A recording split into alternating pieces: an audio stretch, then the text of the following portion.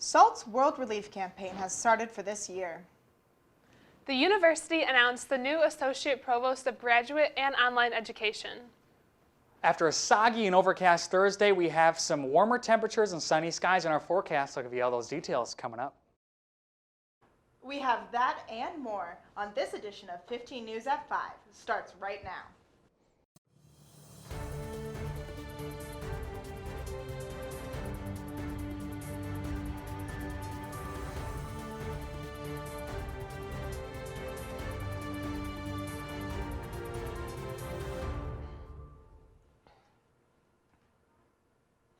Thank you for joining us on 15 News at 5. I'm Alexa Minton. And I'm Lizzie Nosek.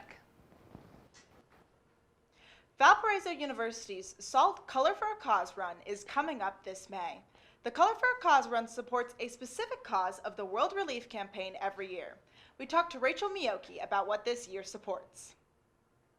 It's called A Haven for Hope Restorative Housing, so we decided to partner with the Community Change Center, which is an organization that's fairly new, and it's from Gary, Indiana. It was actually founded by a recent social work graduate of Valparaiso University, and so their mission is to help build 2 new houses and restore them, and in those houses will be incarcerated individuals, like formerly incarcerated individuals, and the mission there is to help and rehabilitate them, help them get back into society. To get involved with the Color for a Cause 5K, go to their Instagram at SALT_5K and sign up there. Registration is $20 and all proceeds will be going to the World Relief Campaign. The run is on Saturday, May 1st at 9:30 a.m. You can choose to participate virtually and submit your 5K time online to run on the 5K on campus. It was announced last Friday that Dr. J. Michael Tyler will join Valparaiso University as the new Associate Provost of Graduate and Online Education. Previously, Dr. Tyler served as the Dean of Graduate and Professional Studies and was a professor of counseling at McDaniel College. He has over 20 years in education administration roles. Tyler will be stepping into the position May 24th, where he will be responsible for leading and coordination of the university's online and on-campus graduate programs. Campus community gardens are returning this year. Staff, student departments, and clubs are able to purchase plots of varying sizes to grow food, herbs, and flowers. You can get a 5x5 plot for $25, a 10x10 foot plot for $50, and a 20x20 foot plot for $75. Additionally, the Office of Sustainability is looking for donations of gently used gardening tools. If you have any questions, email Julie Whitaker at sustainenergy@valpo.edu. Valparaiso University has been honored as a 2021-2022 military-friendly school by Victory, a veteran-owned small business that has been a leader in connecting the military community and civilian world. This award demonstrates the university's strives towards successes and the areas that matter to helping veterans make the transition from the military to school and to successful careers in the civilian world. This week's poll is out. If you could be on one TV show, which one would you go on? A, The Bachelor or The Bachelorette, B, Jeopardy, C, The Price is Right, or D, The Great British Baking Show. Head on over to our Twitter page after the broadcast to cast your vote. We have 15 Weather's Blake Harms in the studio. Blake, do you think we'll be getting any more snow soon? Oh, it's funny you mentioned that, Alexa, because my graphic is currently frozen. So if you saw this, you would think that there's going to be snow. Fortunately, we don't have any coming our way. We have some rain that's just cleared the area, pushing off to the south as a low works its way east. As we head throughout much of the day into the day tonight, we'll see some rain and snow showers on and off that'll be gradually tapering off. That will give way to some clear skies come Friday. Sunny skies are going to prevail through the weekend Friday, Saturday, and Sunday with warming temperatures too. By Monday, we could be up into the low 60s with no precipitation in sight for at least the next 3 to 4 days. I'll give you all those details and a little bit more coming up as long as I can get this working, guys. It's been a long week. What can I say? Thanks, Blake. We hope we can get everything working over there. A tragic event has happened at Bowling Green State University. And Alcatraz is reopening after the pandemic. Stick with us.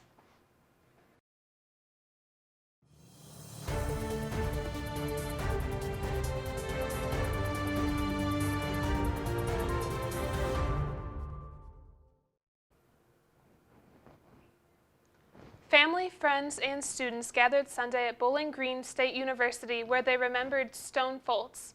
The sophomore died more than a week ago from an alleged hazing incident that took place at an off-campus party. Brian Steinmetz reports. It was an emotional scene at Doyd Perry Stadium in Bowling Green as friends and family mourn the loss of sophomore student Stone Foltz. Dr. Rodney Rogers, president of the university, said that it's a reminder of how fragile life is and how cruel death is. Tonight is about Stone, and it is with deepest sympathy that my message to you is now more than ever, we need you to be there for one another. Support one another. The service included speeches from Dr. Rogers, a pastor from St. Aloysius Catholic Church, two of Stone's friends, his roommate, and his girlfriend Maddie, who recalled stories and memories about her boyfriend. I question why I was there, why I was the one who held him, why I was the one who watched him leave our world. Why was it my boyfriend? If it could happen to me, if it could happen to Stone, it can happen to any one of us. Foltz's friend and roommate Wade McKenzie shared an open message to Foltz. When I look up in the sky and see the stars shining in the night, I know you are looking down on us with a heavy heart. You will forever be my friend. I will carry you with me always. I miss you, Stone, until we meet again. After the speeches, the crowd held a candlelight flashlight vigil while Stone's favorite song, Circles by Post Malone, played through the speakers. They then held a moment of silence. Foltz was at a Pi Kappa Alpha, or Pike, fraternity event on March 4th when the hazing incident occurred. All on-campus and off-campus Greek life activities have reportedly been suspended until further notice. Most of the time, the idea is to stay out of prison. But if it's the defunct prison in Alcatraz, it's reopened for tours. Well, that's a different story. The shuttered federal penitentiary in San Francisco Bay hasn't housed prisoners in decades, but it was a popular tourist destination. That is, until the coronavirus hit. Well, foreboding the historic island prison is now reopening for the indoor tours for the first time since the onset of the pandemic. It opened Monday after being closed for more than a year. Mask requirements, social distancing, and other health precautions are in place for all visitors, despite reopening. Alcatraz will host far fewer guests than normal, and ferries to the island will run at a reduced capacity. Alcatraz opened in August for outdoor-only options, but officials closed it again in December. It's time for your daily dose of cute. The Houston Zoo is welcoming its newest resident, an adorable baby elephant, and it's a girl. She was a heavy baby, weighing in at 284 pounds. Actually, by elephant standards, that might be just about right. Her mother, 10-year-old Asian elephant Tupelo, gave birth on March 10th, but the bundle of joy doesn't have a name yet. The calf was the product of the artificial insemination because Tupelo is related to all male elephants at the zoo. Coming up after the break, Blake Harms will have your full forecast. And we'll take a look at this past week's Valpo and national sports. Stick with us.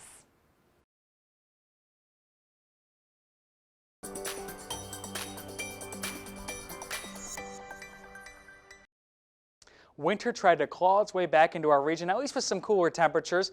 Fortunately, we were able to stay as rain, and that's going to continue to be the case through at least the next few weeks. And we do have a beautiful weekend in store. The weather conditions are going to be on the improving order through the weekend and into early next week. Sunny skies ahead as well, completely clear, likely from tomorrow all the way through at least Monday. Warmer temperatures as well. We could be looking at temperatures in the mid-60s by early next week. Live look, awfully gloomy Thursday afternoon, although we're starting to see a few peaks of sunshine here and there. A little bit north is where we're seeing a bit more clearing as that low begins to push its way out of our region. You'll notice that the rain has begun to push its way south of us. About a few hours ago, we were just on the leading edge of that, and that's finally starting to pull away.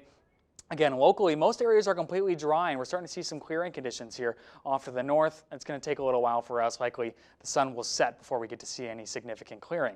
This is part of a large low-pressure system. The circulation is centered right here over Kentucky. It's gradually moving its way east, and with that, it's pulling the rain along with it. So we're finally beginning to get a break in the action here, although compared to the last few weeks, we've been quite fortunate in our lack of precipitation.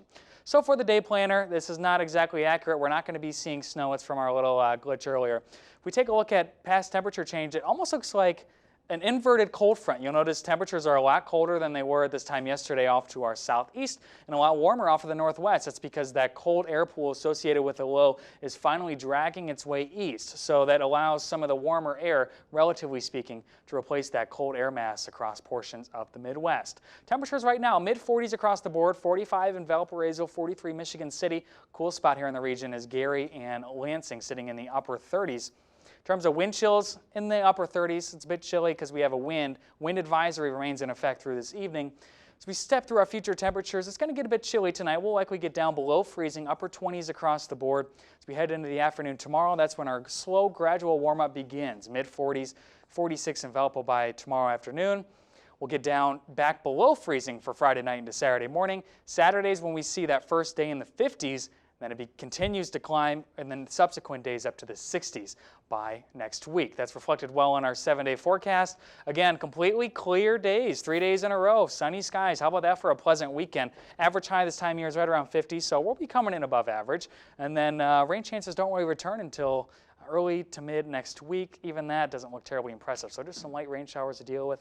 Nice to see the sun come back out, and like I said, very fortunate that we were able to escape those snow flurries that we were potentially calling for today. So Good. I'm glad there wasn't that much snow. I know. There better be some nice weather coming soon. Yeah. That was such a tease. Yeah, when we it had that was. nice- It was. You know, they always say there's the second winter, right, that comes in right before full spring comes. So I hope it's coming. so. I sure hope so. Yeah, hopefully sooner rather than later. Fingers crossed. Yeah, absolutely. Yes. Thanks, Blake. After the break, we'll have a recap of Valpo sports.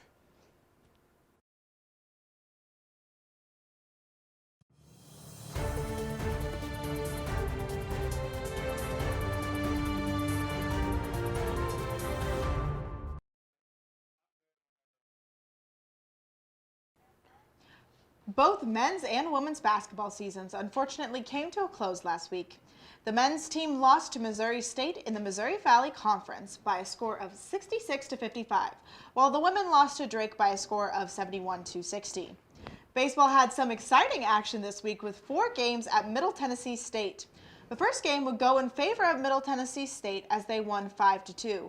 The second game of the series was none other than a pitching performance Valpo has not seen since 1992. Colin Fields threw a 4-walk, a 10-strikeout no-hitter. This is the first no-hitter since 1992 for Valpo. Along with Fields' excellent pitching performance, redshirt senior Damon Jorgensen had a home run to lead Valpo to a 5-0 win. Game 3 of the series would have Valpo barely sneak a win, 3-2. However, Middle Tennessee State would have Valpo's number in the game 4 to split the 4-game series 2-2. Volleyball was in action earlier this week at home against Northern Iowa. The match was dominated by Valpo from the start, winning the first set 25-15, and Valpo would go on to sweep Northern Iowa for the match. From this match, history was made. Senior Riley Cookerly moved her career total digs to 2,430, which has officially moved her into the top 25 all-time career digs list. Congrats, Riley, on this amazing accomplishment. And with more games to go in this season, expect her to keep climbing. Football is officially back for the 8-game season. Their first matchup was this past Saturday as Valpo traveled down to Indianapolis to face off against Butler. Valpo's defense looked strong all game as they held Butler to only 14 points all game. The bigger news is about the offensive game, led by Robert Washington. Washington had 39 carries for 199 yards, a touchdown on Saturday. This was 2 yards shy of tying the single-game all-time record for Valpo and the most yards since 2012. Valpo would go on to win the game by a score of 24-14. Valpo looks to have the best start since 2000 this Saturday at a home game against Drake. Finally, March Madness is officially back with a different look to the field. The entire tournament is hosted in the state of Indiana. Teams are staying in and around the Indianapolis area, and games are being hosted by Purdue, Indiana, IUPUI, and Lucas Oil Stadium. Team members are also being tracked to reduce exposure between teams and help with contact tracing. Along with the new look to the tournament, a few familiar teams unfortunately did not make it, like Duke and Kentucky have both missed the tournament. However, the Big Ten proves to be the conference to beat, as 9 teams have made the tournament, including 2 1 seeds and 2 2 seeds. I'm awfully excited about March Madness. Have you made your bracket yet, Lizzie? I haven't made it yet, but I'm very excited. I think I'm gonna do a coin toss one. Ooh, that might spice things up. We had a friend that did a coin toss, and they had Drexel. They did winning have the whole Drexel thing. go. That was intense. Who knows, Facing maybe off the- against U of M too. Who knows who will win? All right, guys. After the break, Blake will have a final look at the weather. Well, let's look at that forecast. Completely sunny weekend. How about that for a pleasant late March weekend? Don't get that too often. Even the precipitation chances in the 7-day aren't significant. Maybe just some scattered showers middle of next week. So all in all, considering we're still in March, we have seen snow in March here. It's pretty nice. Pretty easy weather to take, for sure. Thanks, Blake. Our student organization Spotlight is back with an interview with Voodoo Comedy. For this week's Organization Spotlight, we sat down with Abby Sieber, the producer for Voodoo Comedy. You all some video recordings, anything like that that we can post so that you guys can enjoy Voodoo from your bedrooms or wherever you are tuning in from.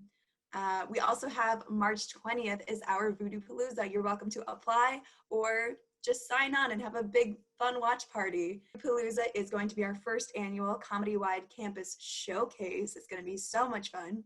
Anyone is welcome to apply if they have a stand-up routine they want to try, a PowerPoint night they did with their friends that went over really well and they want to show it to us. We would love to see it. Everyone is welcome to apply. There's going to be prizes for biggest watch party as well as best act. So we're excited about that. And that's the best way for students to get involved. But if you don't know what's going on with Voodoo, follow us on Instagram, voodoo.comedy. You will see everything we're up to and we want to see you guys too. If you have a student organization that you would like us to spotlight, send an email to VUTV.production. From all of us here at VUTV, thank you so much for joining, and we'll see you next Thursday on 15 News.